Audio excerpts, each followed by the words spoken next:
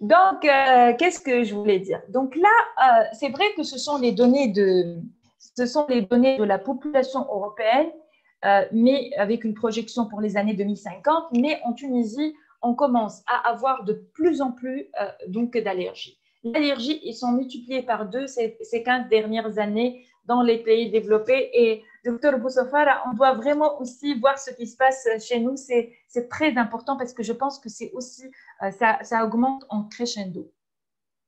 Donc, les raisons. Le train de vie occidentalisé, donc la meilleure hygiène de vie. Oui, parce qu'il y a toujours, et en immuno, c'est connu. Donc, il y a toujours un, comment dirais-je, c'est comme une balance. Quand il y a une baisse des infections, il y a une élévation des allergies, une augmentation des allergies, et vice-versa. Peut-être que cette année, avec les Covid, on va avoir un peu moins d'allergies. Donc, la baisse d'infection, ça donne une réponse immunitaire modifiée qui va diriger, donc on va avoir plus de réponses de TH2 vers les IgE et les IgG4, vers les allergènes de l'environnement et augmentation des allergies. Il y a aussi, et ça c'est très important, j'insiste, l'augmentation d'utilisation d'antibiotiques. On utilise énormément d'antibiotiques en Tunisie. Énormément d'antibiotiques. On est un des pays qui consomme le plus les antibiotiques. Donc ça, c'est aussi un facteur de gravité pour l'augmentation des allergies. La modification du régime alimentaire, donc en plus, il y a beaucoup de pesticides, tout ce qu'on mange comme aliments donc, ne sont plus très bio. Donc tout ça, ça augmente aussi les allergies, la vie sédentaire, l'exposition aux allergènes domestiques, aux autres, le confinement, l'air conditionné, les animaux domestiques, le tabagisme passif de l'enfant, la pollution atmosphérique, qui est un facteur clé dans l'augmentation de l'allergie, et les nouveaux allergènes comme le latex, mais pas uniquement. Donc, c'est très important avant, et pour nous aussi, parce qu'on ne peut pas avancer avec vous-même par rapport à l'immunologiste, donc par rapport à l'examen de biologie, on ne peut pas avancer sans avoir donc un patient allergique ou suspect d'allergie qui a eu une très bonne anamnèse, un très bon interrogatoire, l'enquête alimentaire, l'examen clinique, les tests cutanés, les prick tests pour l'hypersensibilité donc immédiate, les tests épicutanés pour l'hypersensibilité retardée, les examens biologiques.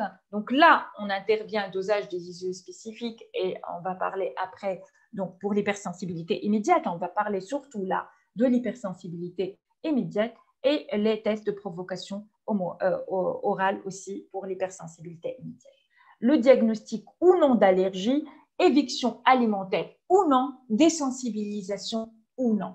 C'est-à-dire, après tout ça, on va donc pouvoir décider. Il y a les différents types d'allergènes. Donc, il y a les allergènes inhalés, les pneumallergènes, les pollens, les animaux, les acariens, les arthropodes, les moisissures. Il y a les allergènes ingérés, donc les trophallérgènes, les allergènes injectés, les médicaments des d'hyménoptères et les allergènes professionnels. Alors, quoi de neuf, docteur? En biologie, ça tombe bien, on utilise le dosage des allergènes recombinants en plus ou à la place des IgE spécifiques. Ça tombe très bien parce qu'à l'Institut Pasteur de Tunis, on a une solution pour développer les deux tests. En fait, on fait les IgE spécifiques et on fait les recombinants. Donc nous, on utilise la méthode des immunocapes de Fadia. Ce sont des tests unitaires. Il y a les allergènes multiples ou unitaires, d'accord? Donc, les antigènes fixés sur un polymère hydrophile et souple mousse de celluleuse, l'immunocap, qui, avec révélation par fluorimétrie et pas de fixation non spécifique observée si les IgE totales sont élevées. Il y a donc allergènes en milieu liquide, meilleure reconnaissance conformationnelle des allergènes. Donc, c'est une technique immunocap et elle est donc au laboratoire d'immunologie clinique depuis 2019.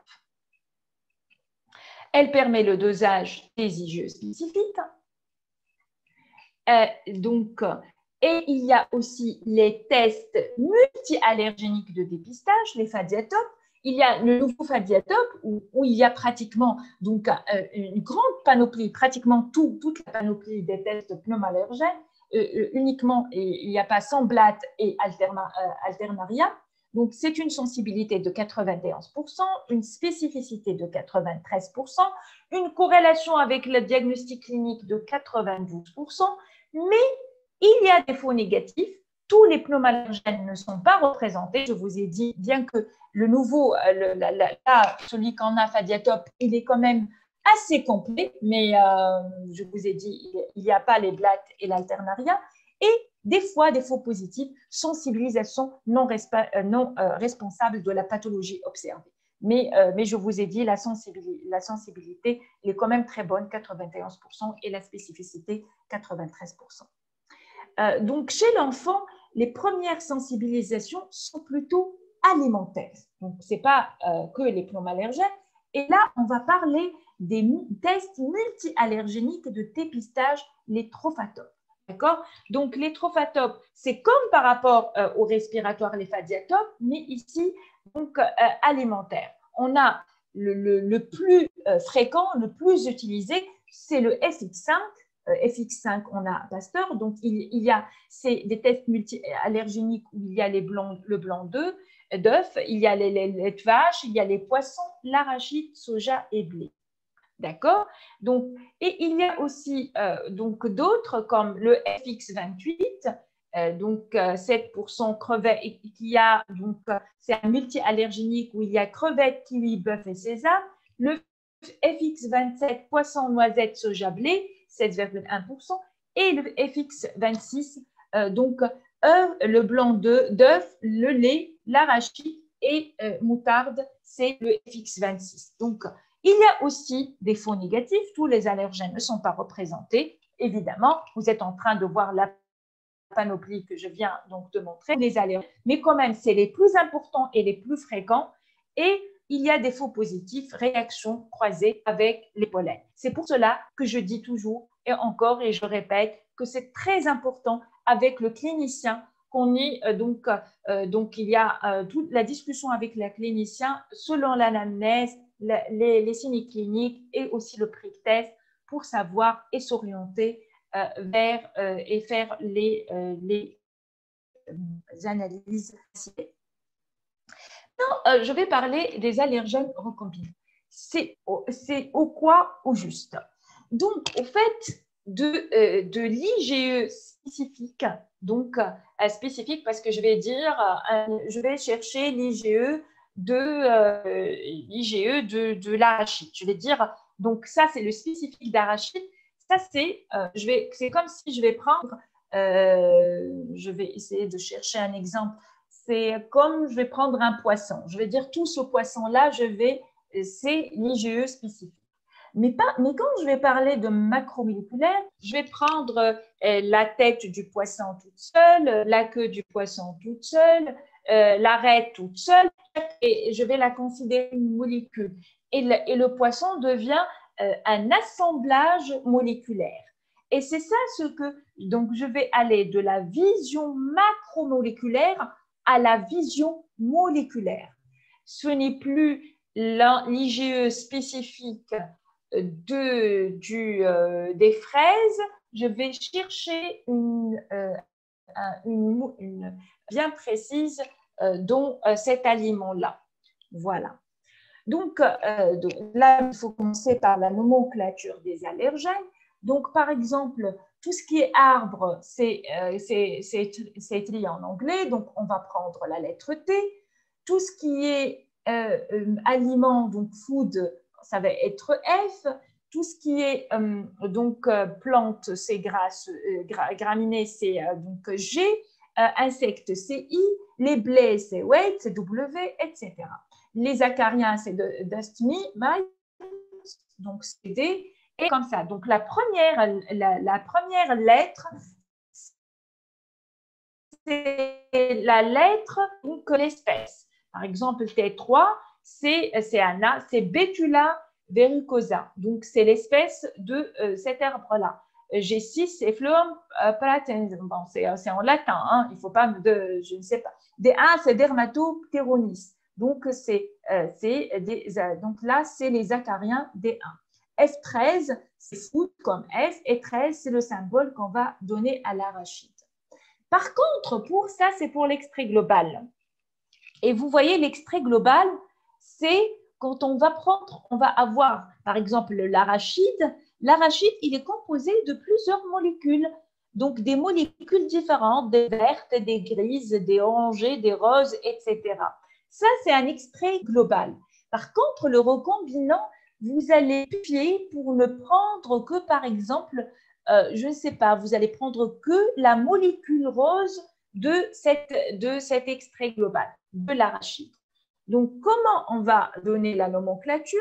Donc, les 3 premières lettres du genre, bête, bête V, par exemple, là, donc c'est bête, V, et après, donc, la lettre de l'espèce, comme je vous ai dit, V, bête, c'est les 3 lettres, V, après, le numéro arabe, donc la molécule bête V1, la molécule bête V2, 4, 6 et 7.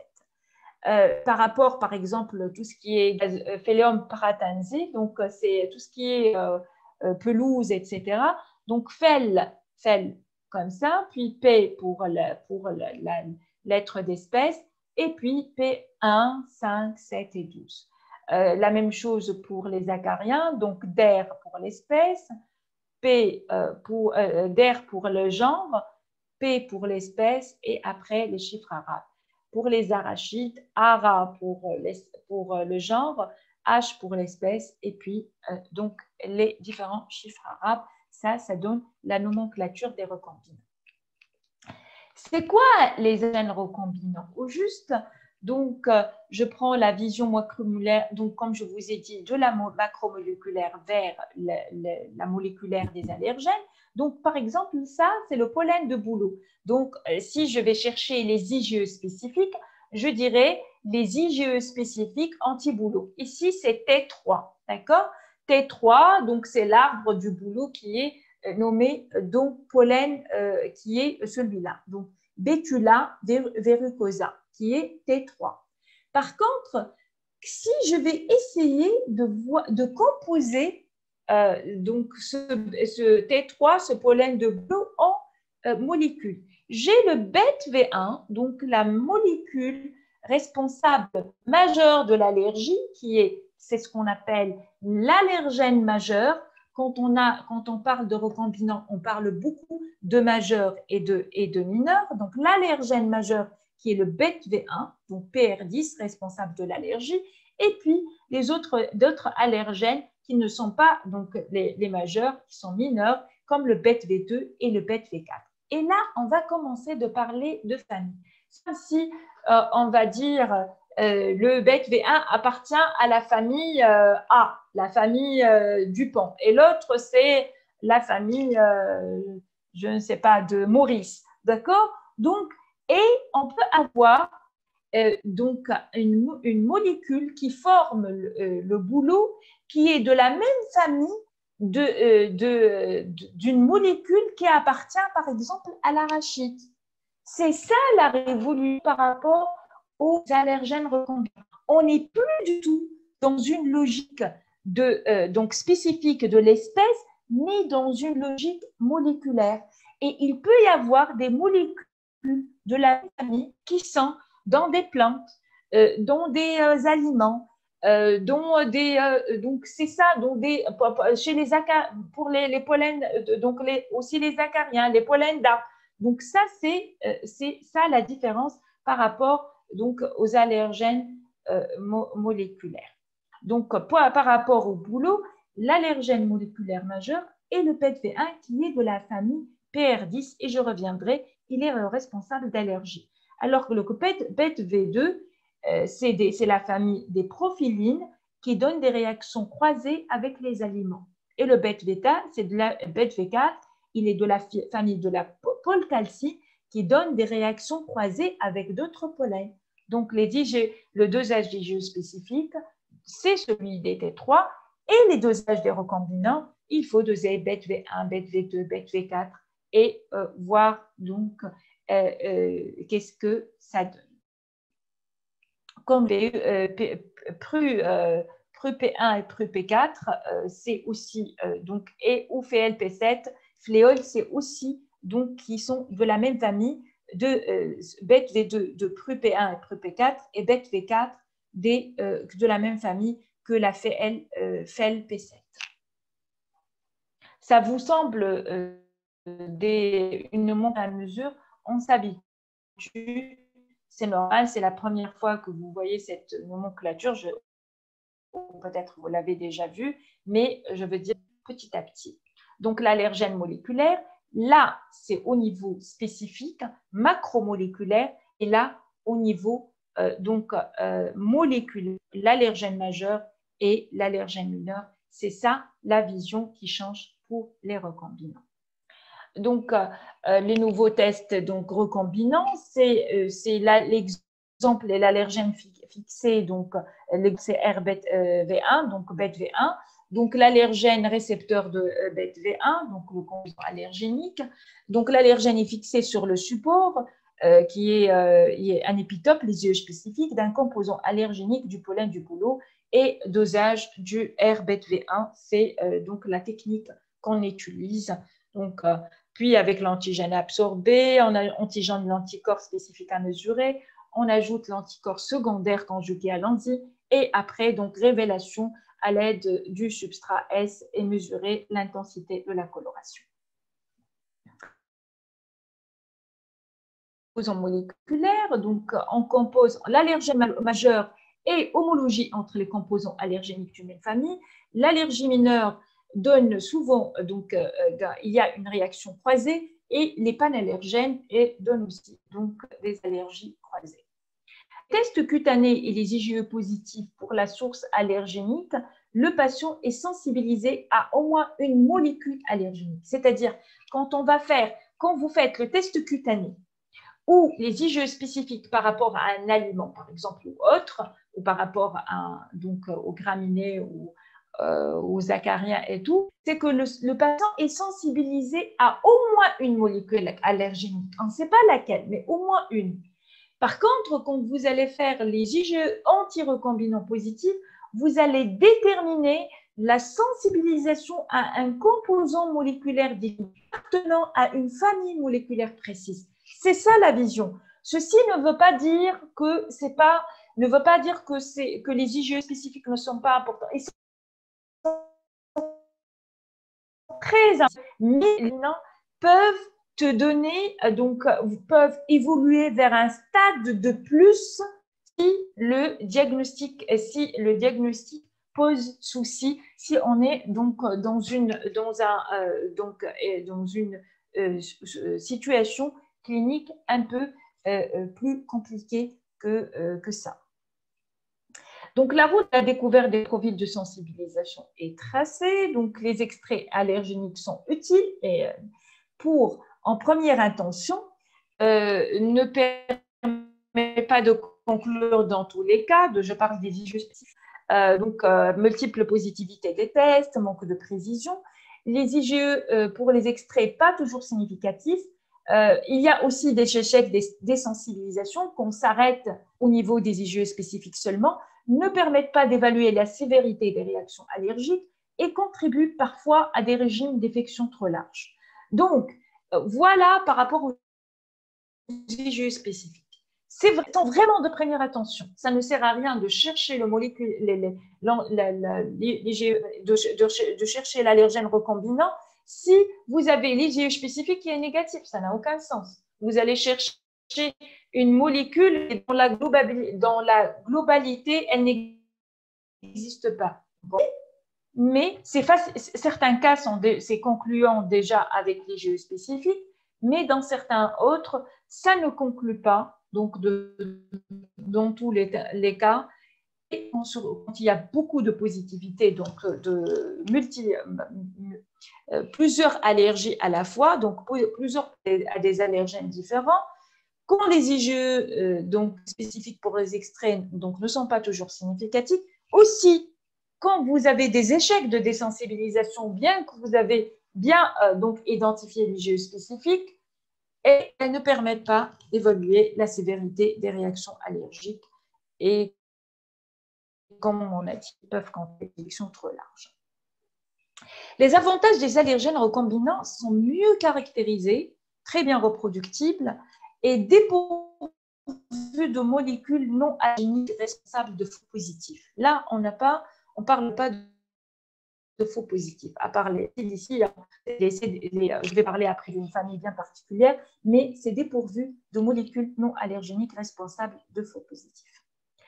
Donc, ça permet une analyse des réactivités croisées, entre allergènes inhalés alimentaires, entre allergènes alimentaires. Quand vous avez donc plusieurs allergènes inhalés qui sont positifs, ou plusieurs allergènes inhalés et alimentaires, plusieurs allergènes alimentaires, et que vous n'arrivez pas à savoir qui est vraiment responsable de l'allergie. Est-ce que vraiment c'est les 2 aliments, par exemple, ou les 3, ou c'est vraiment un qui est responsable et les autres, c'est parce que c'est croisé et qu'il y a les allergènes recombinants mineurs qui sont responsables.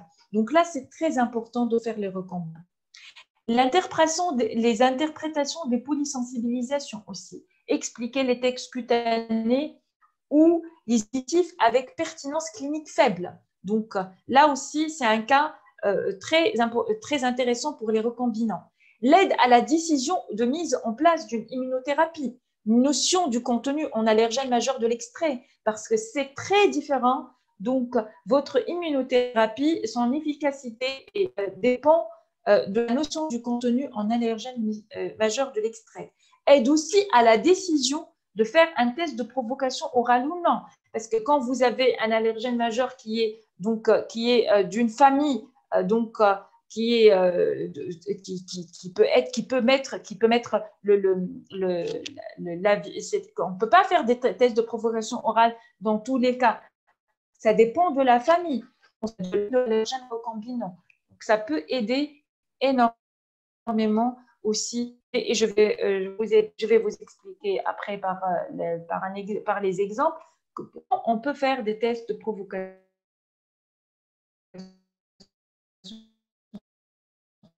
orale ou pas. De taxonomiques différents. Les avantages mieux caractérisés, reproductibles, dépourvus de molécules non allergéniques responsables de faux positifs. Et donc là, la notion de famille, donc il y a le protéine de stockage, par exemple. Dans le cas de protéines de stockage, vous ne pouvez pas vous avancer de provocation orale. Vous risquez d'avoir donc un choc anaphylactique. Les prolifines, les procalcines, les tropmyosines, les pathogeny-related protein family PR10, LTP, etc. Donc voilà les familles des allergènes recombinants.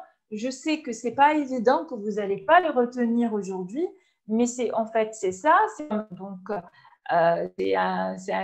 comme un camembert. Donc on va sont les petits triangles.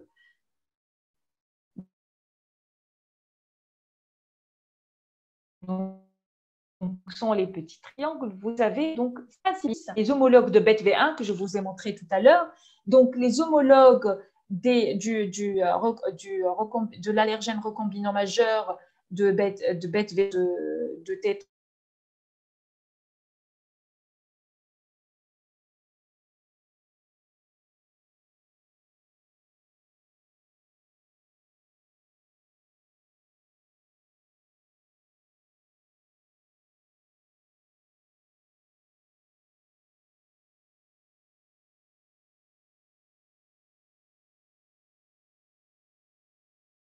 tropmyosine, les profilines, les CCD, les lipocalines et les LTP. Donc, ça va vous paraître peut-être compliqué, mais petit à petit, quand on commence à s'intéresser, à faire de l'allergo, que vous allez avoir des patients, des petits enfants où vous allez les suivre pour différents allergies et rechercher les recombinants et essayer de fignoler le diagnostic et aller vers donc l'allergène réellement en cause, et pour améliorer, pour donner le meilleur traitement possible et soulager l'enfant, vous allez petit à petit vous familiariser avec ces familles-là.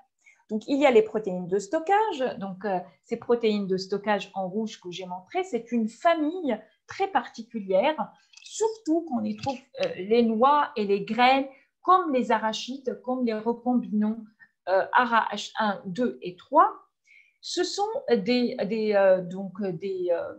protéines très dangereuses parce qu'elles sont stables à la chaleur et la digestion. Je l'ai mis en rouge, et donc présentes dans les aliments cuits. Et plus un allergène est stable, plus il peut donner des manifestations allergiques très graves, donc des réactions sévères ou systémiques, en plus d'un éventuel syndrome oral.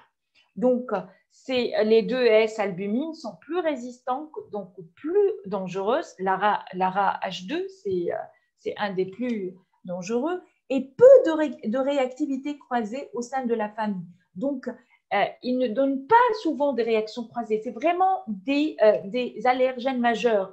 Quand ils sont positifs, ils signent la famille, et ils signent donc la famille donnée.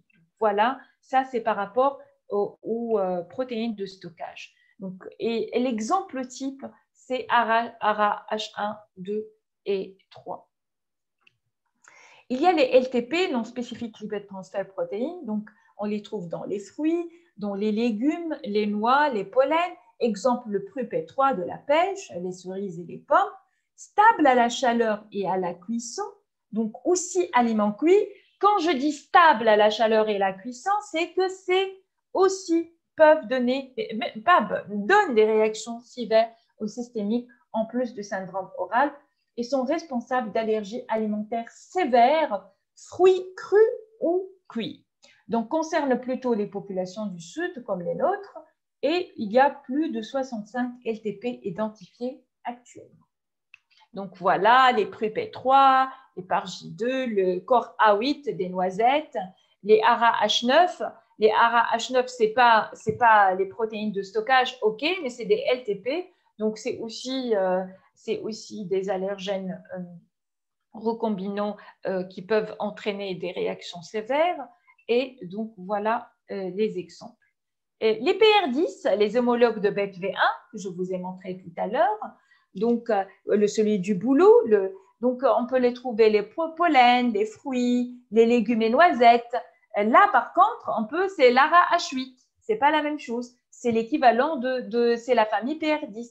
Donc, l'ARA-H8, et là, il appartient à une famille. La majorité sont sensibles à la chaleur et à la digestion. Ces aliments cuits sont supportés, instables. Quand je dis instable, ça c'est bon, c'est que c'est moins grave.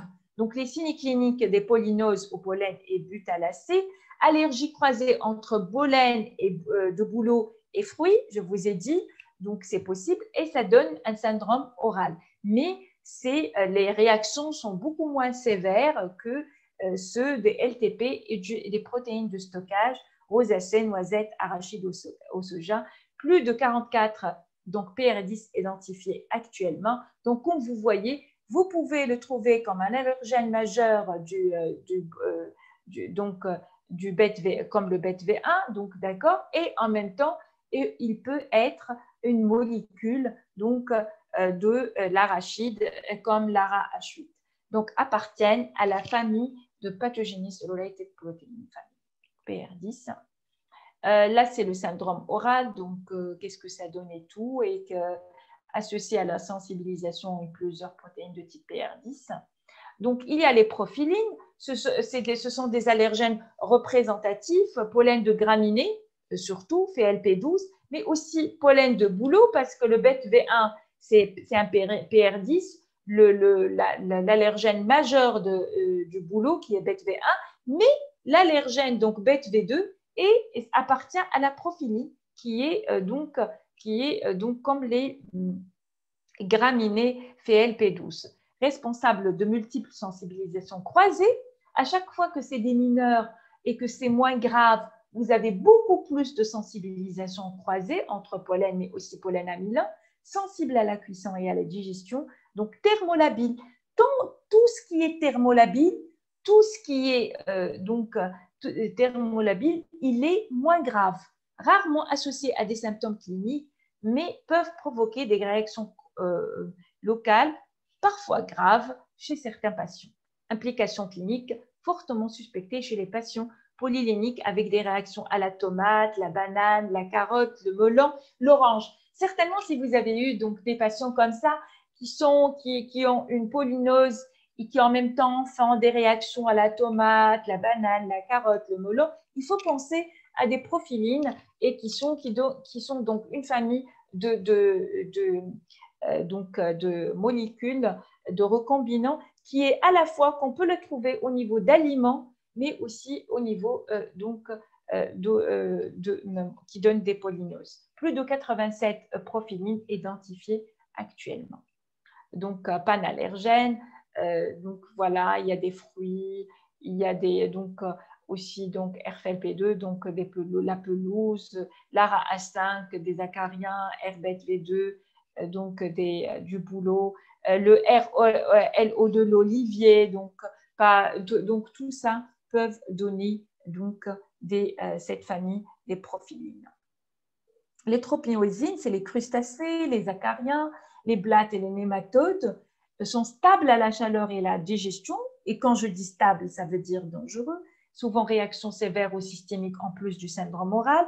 Allergie croisée entre acariens, crustacés, escargots de l'alimentation, fréquemment liée à la tropinoïsine.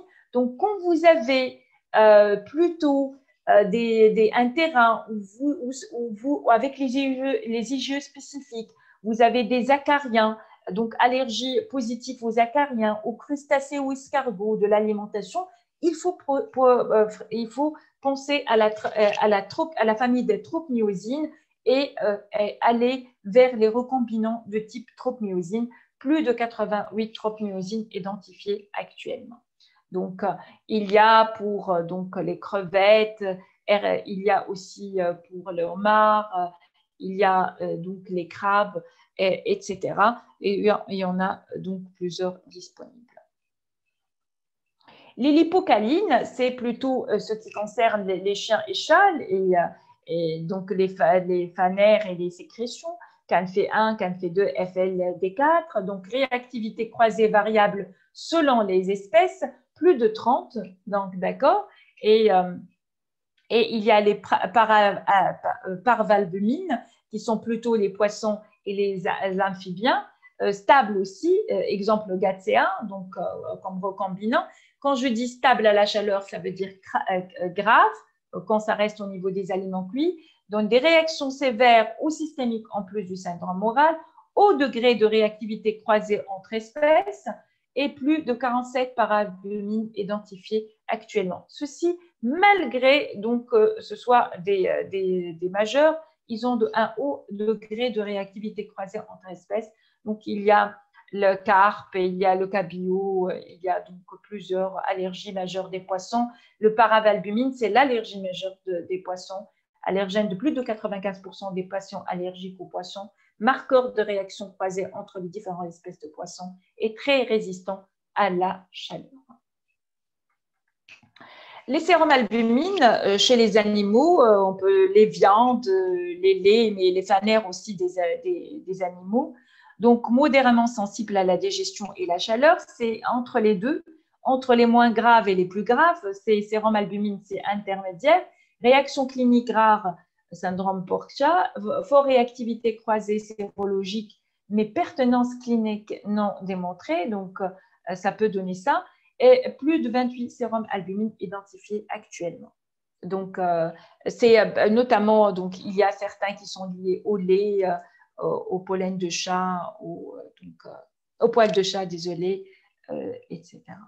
Les hypocalcines, les pollens des graminées, des herbacées et des arbres, donc comme le FLP7, c'est un haut degré de réactivité entre espèces. Ils ne sont pas très dangereux, test positif sans pertinence clinique, sensibilisation croisée entre pollen très fréquente et plus de 35 procalcines identifiées actuellement. Il y a les CCD qui sont très intéressants. Il faut toujours penser à eux parce que ça donne énormément, donc très haut degré de réactivité croisée entre espèces. Donc, c'est chaînes carbohydrates trouvées dans les pollens, les aliments végétaux, les insectes et les vénins. L'exemple, c'est le MUX-F3 et le broméline. Testé par le MUX-F3, qui est le réactif CCD pur contenant uniquement l'épitope carbohydrate de broméline, c'est le recombinant des CCD, marqueur de sensibilisation au CCD de toutes les espèces. C'est important que quand vous avez vraiment, que vous arrivez pas à comprendre que vous trouvez donc un haut degré de réactivité croisée, le MUX-F3 peut être lui le responsable, donc les CCD, rarement responsable de réaction clinique, mais responsable de fausse positivité biologique. Quand vous avez justement beaucoup de fausses positivités biologiques, ça pourrait c'est pas les autres, mais c'est le CCD qui est positif et le MUX F3 et qui, lui, il donne la fausse positivité des autres tests. Donc, tous les allergènes contribuent aux symptômes. Pourquoi? Parce que, par exemple, les allergènes peuvent cumuler leurs effets ou augmenter en augmentant le niveau d'exposition du patient au-delà du seuil symptomatique. Par exemple, quand vous avez donc des allergènes annuels, par exemple, vous avez les acariens et les moisissures qui sont donc, et vous avez une personne qui a un terrain atopique et forte sensibilisation auparavant inconnue à des allergènes tels que les acariens, les animaux, les moisissures, présents toute l'année. Donc, vous avez ça. Et après, vous avez les allergènes saisonniers, donc les pollens d'arbres, de graminées ou d'herbacées au printemps ou en été, qui accroît le niveau d'exposition de patients au-delà du seuil symptomatique. C'est là que vous avez le seuil symptomatique. Donc, il faut agir de telle sorte que quand vous connaissez donc le terrain atopique et à la limite, comme je dis, la carte d'identité atopique donc détaillée de votre patient, vous allez agir de telle sorte qu'il ne doit pas donc dépasser ce seuil symptomatique. L'identification des allergènes sensibilisants vous aide à élaborer un plan d'éviction complet à maintenir le patient au-dessous du seuil symptomatique. Parce qu'en fait, l'allergie, c'est comme un iceberg. C'est la sensibilisation, c'est vraiment la partie qui est sous l'eau. Et ce n'est que la partie émergente qui est les symptômes cliniques qu'on voit. Et c'est très important de pouvoir agir avant, donc, pour pouvoir éviter donc, ces signes cliniques. Comme je vous ai dit tout à l'heure, tout dépend des familles parce qu'il y a des protéines, donc la bile aux protéines stables, il y a donc l'identification de marqueurs de sévérité de l'allergie et l'identification de marqueurs de persistance de l'allergie basés sur les propriétés physico-chimiques des protéines antigéniques. Plus c'est stable, plus c'est grave. Et plus c'est donc il est sensible à la chaleur, moins c'est grave. Donc, tout dépend de ce marqueur-là. Potentiel de risque des protéines d'être à l'origine de symptômes ou de sévérité des symptômes dépend énormément de la stabilité. Plus c'est stable, plus c'est grave. Donc, vous avez des CCD végétaux qui sont vraiment pas graves du tout, donc jusqu'aux protéines de stockage qui donnent les réactions les plus sévères et les plus dangereuses d'allergie. Donc, vous avez ici donc, les asymptomatiques, les réactions locales et systémiques, et enfin les réactions systémiques. Et plus vous avez des réactions croisées, vous voyez comment les réactions croisées augmentent. Elles sont les plus fortes dans les familles où il y a beaucoup d'asymptomatiques comme les profilines et baissent au fur et à mesure jusqu'à presque devenir nulles là où il y a les réactions systémiques. Par contre, plus il y a donc de stabilité et donc de résistance et un pH résistant, plus on va aller vers le risque de manifestations allergiques très sévères. Donc voilà, les protéines de stockage sont les plus sévères, les LTP, les PR10 et les profilines les moins sévères. La stabilité des protéines, le pH aussi, plus le résistant, plus c'est sévère. Donc, réaction généralisée, comme les protéines de stockage, les LTP. pH labile, c'est syndrome oral, PR10. Thermorésistant, réaction si-cuit et cru, ça, c'est grave quand c'est thermorésistant. Quand c'est un pH résistant, il résiste à la chaleur, c'est grave. Quand le pH c'est labile, c'est moins grave. Quand il n'est pas résistant à la chaleur, donc quand il est sensible à la chaleur, c'est moins grave. Retenez ceci. L'exemple de notre environnement, donc en tunisien, c'est l'olivier. Donc l'olivier, les pollens d'olivier sont donc les taux de sensibilisation au pollen d'olivier varient entre 5 et 40% dans les zones d'exposition au pollen d'olivier. C'est-à-dire en Tunisie, pratiquement 5 à 40% des Tunisiens qui sont exposés au pollen d'olivier développent donc une allergie aux oliviers. Plus de 70% des patients sensibilisés au pollen d'olivier ont des IgE contre l'OLE1, donc le recombinant majeur de l'olivier. La fréquence de la sensibilisation au OLE7 et OLE9 varie fortement selon la région de 0 à 50%. La sensibilisation aux allergènes croisants, prolifine, procalcine et CCD, est habituellement moins fréquente pour les autres mineurs. Mais c'est surtout le OLE1 qui est le plus important pour le pollen d'olivier. Pourquoi je le cite? Parce que quand même, c'est très important dans un pays où il y a beaucoup d'oliviers de savoir que 5 à 40% dans les zones d'exposition peuvent donc développer une allergie au pollen d'olivier. Donc ça, c'est le tableau. Donc le T9, c'est le spécifique. T9, c'est le spécifique. OL1, O9 sont les recombinants majeurs et surtout le LE1. Et puis FL7, P12 et MUX-F3. Aussi, on peut les trouver. Ça fait partie des molécules, donc des recombinants de l'olivier, mais ce sont des marqueurs de réactivité croisée et mineure. Je vais juste donner un cas clinique ou deux. Donc là, c'est l'allergie au pollen. Donc Nicolas qui a 13 ans, qui a une rhinoconjonctivite saisonnière nette, peut améliorer par les traitements locaux d'avril à juin. Donc les prick tests donnent une sensibilisation pollinique. Donc les fléoles sont supérieurs à 100, l'armoise 11,8, les plantains 5,3, le bouleau 4,6 et les chênes 15,14. Trop de pollen différents. Alors, est-ce qu'on va faire une désensibilisation dans ce cas ou pas? Donc, il a tout ça.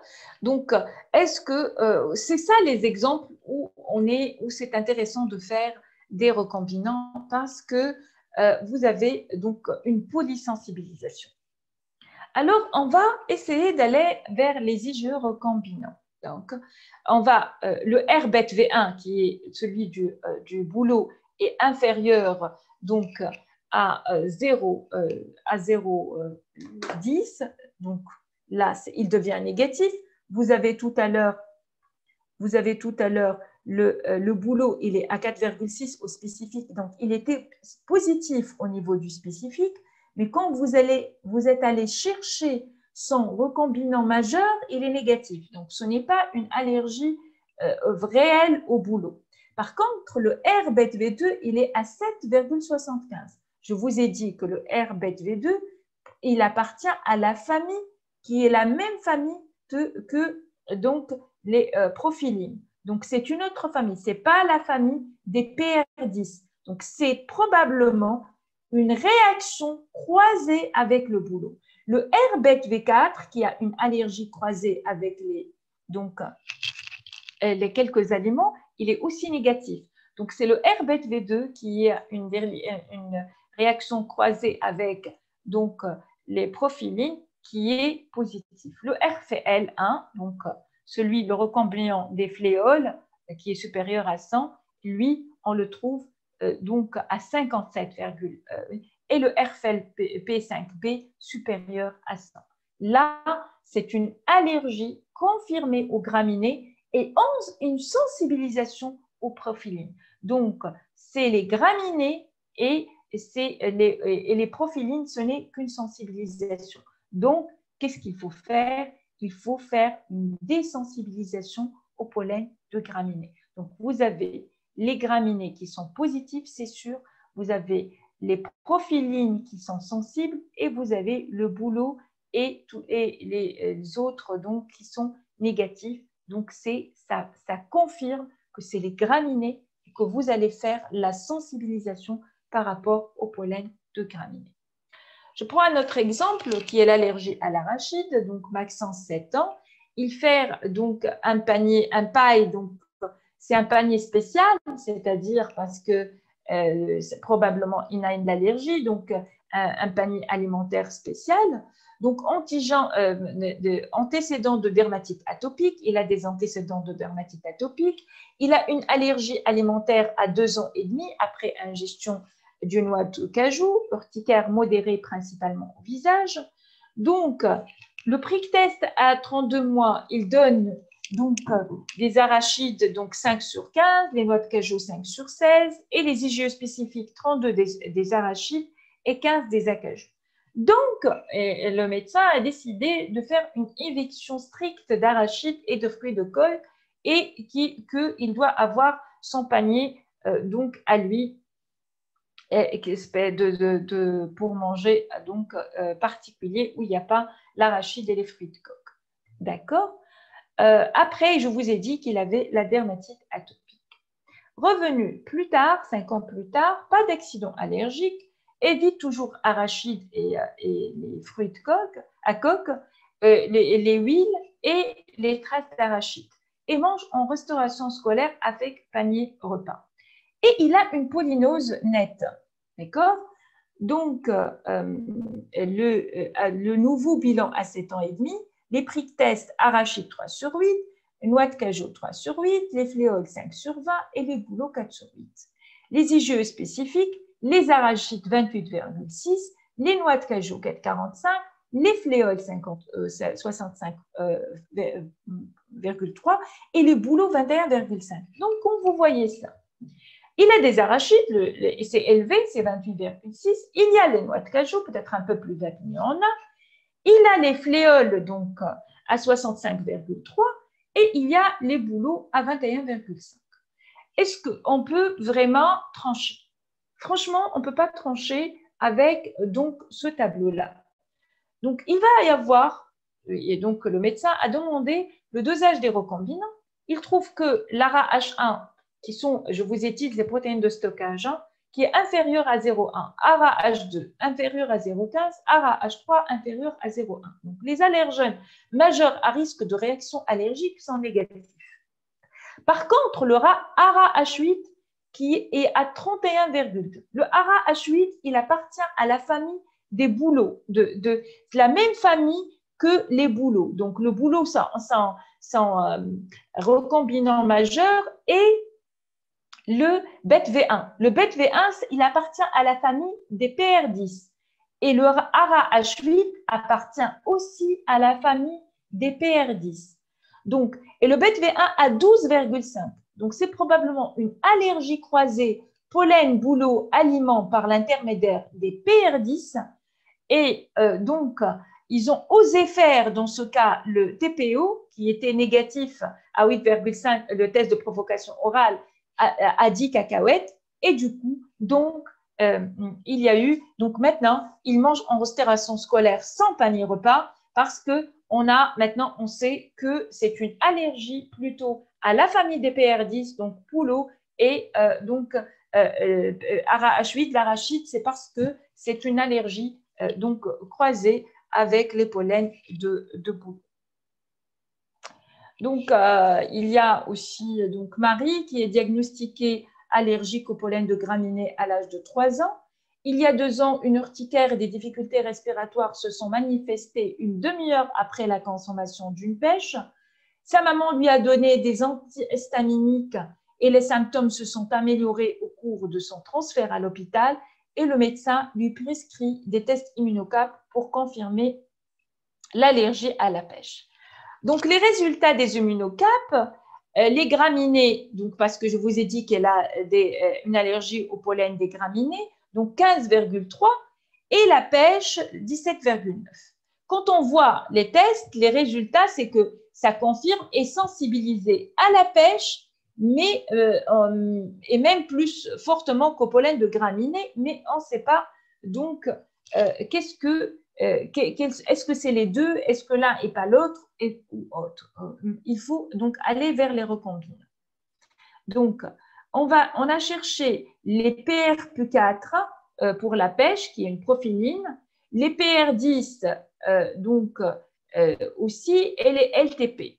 Donc, on a cherché PRP4, PRP1 et PRP3, qui sont trois donc, recombinants de pêche, mais l'une, elle appartient aux prophylines, l'autre à la famille des PR10 et l'autre à la famille des LTP. Celle des prophylines, donc PRP4 est 4,2. C'est probablement celle-ci qui donne l'allergie aux graminées, d'accord? Parce qu'elle appartient à la famille des prophylines, qui est donc la même famille que celle qui donne l'allergie aux graminées. Il y a les PR10, qui est donc l'allergie ou la même famille que celle des bouleaux et de l'ARA H8, qui est inférieure à 0,1. Donc, elle n'est pas du tout incriminée. Et il y a la PRP3 qui appartient à la famille de LTP, qui est donc une famille qui donne des réactions sévères, qui est égale à 16,2. Donc, l'interprétation des résultats des tests de composants montrent que Marie a une allergie primaire à la pêche due à sensibilisation à la PRUP3. Donc, c'est vraiment, elle a une allergie primaire à la pêche, ce qui explique sa réaction systémique. Donc, c'est dangereux. Elle a également des IgE spécifiques de PRUP4, donc prophyline, ce qui est probablement la conséquence d'une réactivité croisée avec le pollen de graminées. Et donc, les recommandations du médecin, Marie doit éviter la consommation de pêche, même cuite, et envisager de porter sur elle une trousse d'urgence. Parce que là, on n'a pas une autre solution. Elle doit également être prudente avec les fruits à noyaux, les pépins comme les pommes, les abricots et les fruits à coque, car la réactivité croisée peut provoquer des symptômes et elle doit poursuivre les antihistaminiques pendant la saison pollinique pour ne pas être gênée parce qu'elle a donc cette réaction croisée donc avec les graminées. Donc, Marie s'expose réellement à un risque de réaction systémique si elle consomme une pêche. Bon, voilà, et merci.